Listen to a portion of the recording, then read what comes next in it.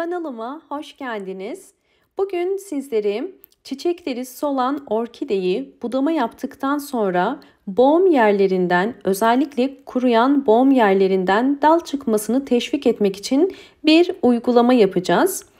Orkideler bilmek üzere olduğunuz gibi bir gövdeden dal çıkarırlar. Bir de budanan dal sonucu boğum yerlerinden çıkarırlar. Bakın bu orkidenin dalını görüyorsunuz. Budama yapmıştım ve budama yapmış olduğum hemen dalım bakın boğum yerlerinden ikişer tane çiçek dalı çıkardım.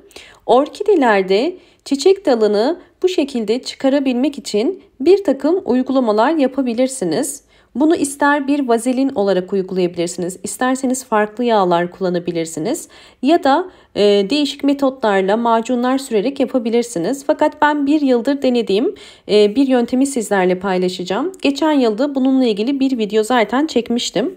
Bunun için ihtiyacımız olan sadece aloe vera. Özellikle aloe vera orkidelerin hem yeni dal çıkarması için hem de boğum yerlerinden çiçek dalının çıkması için çok fayda sağlıyor. Çünkü aloe vera içerisinde 18 farklı amino asit var.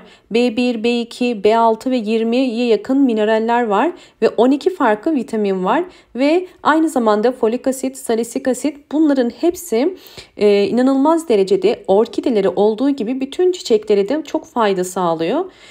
Böyle bir aloe vera bakın dalını kestim ve şimdi aloe vera'nın özellikle içindeki jelini çıkaracağım.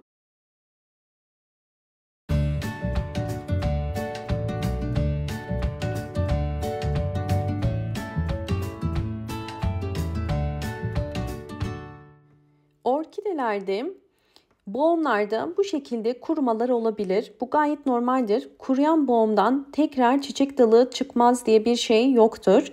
Aksine her kuru bir boğumun altında mutlaka bir çiçek dalı, filizi vardır. Bizler sadece bu kuruyan boğum yerlerini mutlaka yumuşatmamız ve nemlendirmemiz gerekir. Bunun için de ben aloe vera kullanıyorum sürekli. Aloe vera jelini bakın bu şekilde haftada 2 gün orkidenin boğum yerlerini sürebilirsiniz. Sadece kuruyan boğum yerlerine değil, aynı zamanda yeşil boğum yerlerine de sürebilirsiniz. Yeşil boğum yerlerinden orkide dalının çıkması bazen daha da kolay olabiliyor. Fakat bu yöntem ile orkidenin kuru boğum yerlerinden de mutlaka çiçek dalı çıkıyor. Eğer orkidenizde herhangi bir hastalık yoksa orkidenizin dalı kolay kolay kurumaz. Ve bunun sonucuna da bakın daha önce yapmış olduğum uygulamaları da göstermek istiyorum. Bu şekilde bakın 3. boğumdan büyük bir çiçek dalı çıktı. Yani ana çiçek dalını aslında aynı büyüklükte. Yani orkidelerinizde ne kadar boğum yeri kurusa bile mutlaka çiçek dalı çıkar. Bunun için orkidenizi budama yaparken kesinlikle son bir çiçek kalsa bile bunu sonuna kadar beklemeyin. Yoksa çiçek dalınız zamanla kuruyabilir. Bakın bir tane çiçek dalı var fakat diğer bütün çiçeklerini dökmüş. Böyle bir durumda hemen budamanızı tavsiye ederim. Çünkü budama yaparsanız boğum yerlerinden kısa sürede çiçek dalı çıkarır. Bakın görüyorsunuz daha önce aloe vera jeli sürüyordum ve üzerinde çiçek varken bile boğum yerinde kabartı var. Yeni bir filiz çıkıyor. Bakın burada da hemen göstermek istiyorum. Daha önce budamıştım ve sürdüğüm aloe vera jeli sayesinde bakın yeniden çiçek dalı çıkarıyor. Evinizde aloe vera yoksa farklı yöntemlerde deneyebilirsiniz. Mesela boğum yerlerine ara sıra su püskürterek boğum yerlerinin nemli kalıp orkidenizin dal çıkarmasını teşvik edebilirsiniz.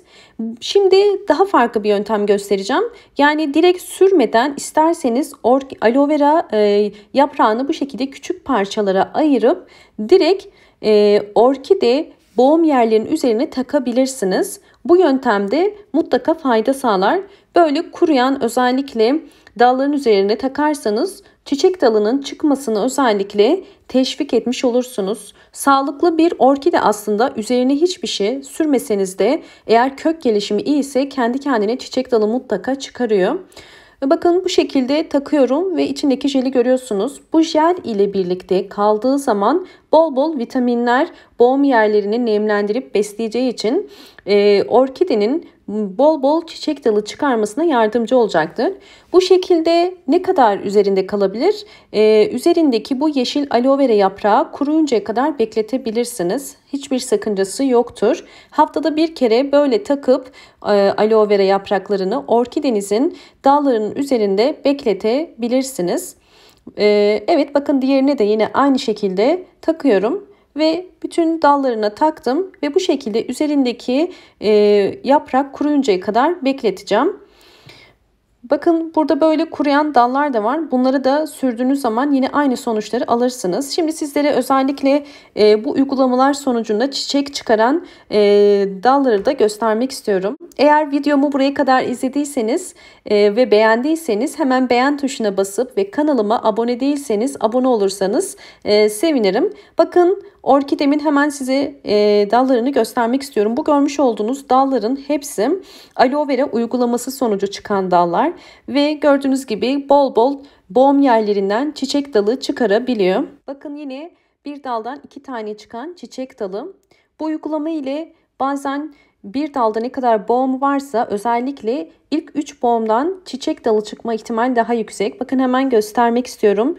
Bu sadece bir daldan çıkan çiçek dallarını, şu anda 3 tane çiçek dalı var ve hep budadığım yerlerden sonra bakın hemen ilk boğum ya da ikinci boğumdan çiçek dalları çıkmaya başladı. Böylelikle evinizde bol bol çiçek dalı elde edebilirsiniz. Bakın yine başka bir dalından çıkan çiçek dalını görüyorsunuz. Bu şekilde orkidelerimizin çiçek dalı çıkmasını teşvik ediyoruz. Özellikle gelişimi yavaş olan ya da bir takım hastalıkları bulunan orkidelerde bu uygulamayı uygulayarak yeni çiçek dalı çıkarma gücü olmasa bile boğum yerlerinden bakın bu şekilde incecik dalı olmasına rağmen bile yine çiçek dalı çıkarabiliyor. Normalde böyle bir ince bir daldan çiçek çıkması biraz zor gibi görünüyor ama bu uygulamayla yaptığınız zaman orkideleriniz bol bol çiçek dalı çıkarabilir.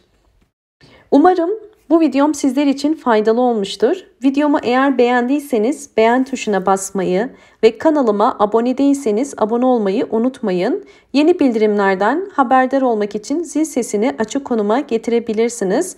Bol bol yorumlar yapıp yorumlarda sorularınızı mutlaka sorun. Yorumlarınızı okumaya çalışıyorum. Çok fazla yorum geliyor fakat görebildiğim yorumları mutlaka cevap vermeye çalışıyorum. Hoşça kalın, sağlıkla kalın.